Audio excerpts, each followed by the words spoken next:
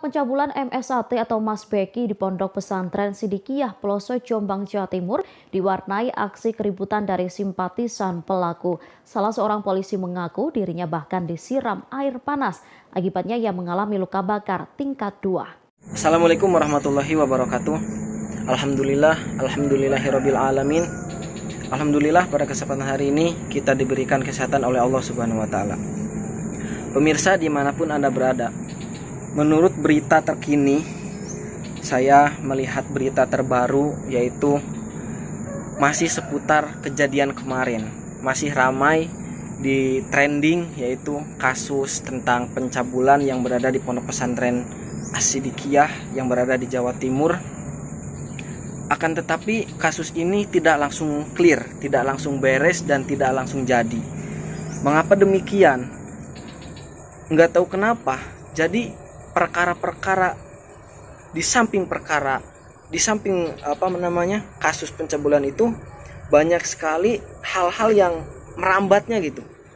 Hingga saat ini mungkin DPO sudah bisa ditangkap, akan tetapi ada lagi yang ditangkap. Akan tetapi bukan kasus tersebut, melainkan seseorang yang simpati kepada beliau, kepada DPO.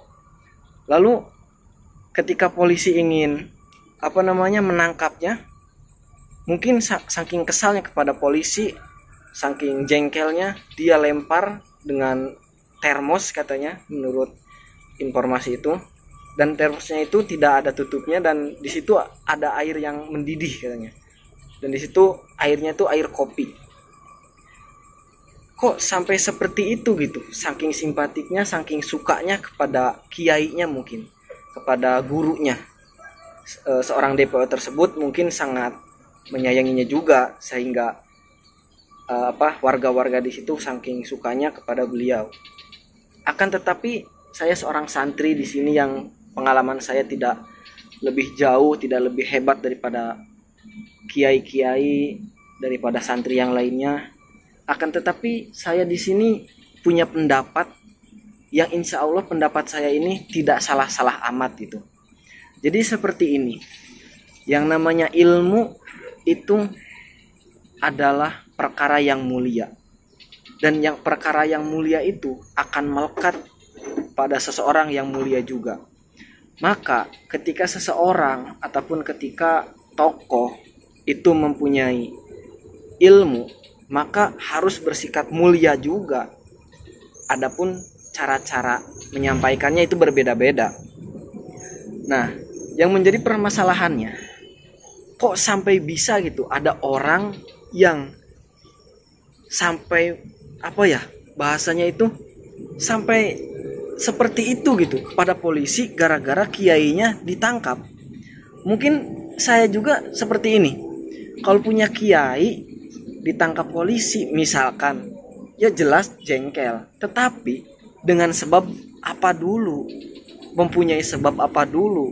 Ini kan jelas, sebabnya kan jelas, alasannya kan jelas.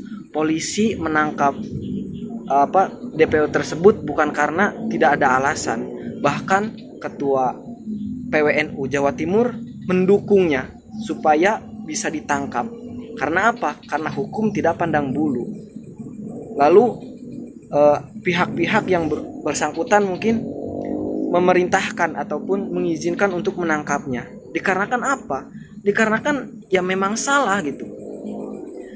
Maka dari itu saya berpikir di sini, mungkin Anda di situ kurang tepat menempatkan ketakdiman, kurang tepat menempatkan kesenangan terhadap tokoh, terhadap orang yang kita muliakan. Akhirnya orang tersebut divonis di penjara sampai 5 tahun kalau tidak salah menurut berita terkini. Maka dari itu siapapun kita, dimanapun kita, tetap kita harus menjaga image, harus menjaga harus menjaga sikap kita. Walaupun kita tidak suka, ya janganlah bersikap semena-mena. Kalau memang mereka itu harus ditangkap, ya ditangkap. Kalau mereka harus selamat, ya harus selamat. Mungkin hanya sekian dari saya. Assalamualaikum warahmatullahi wabarakatuh.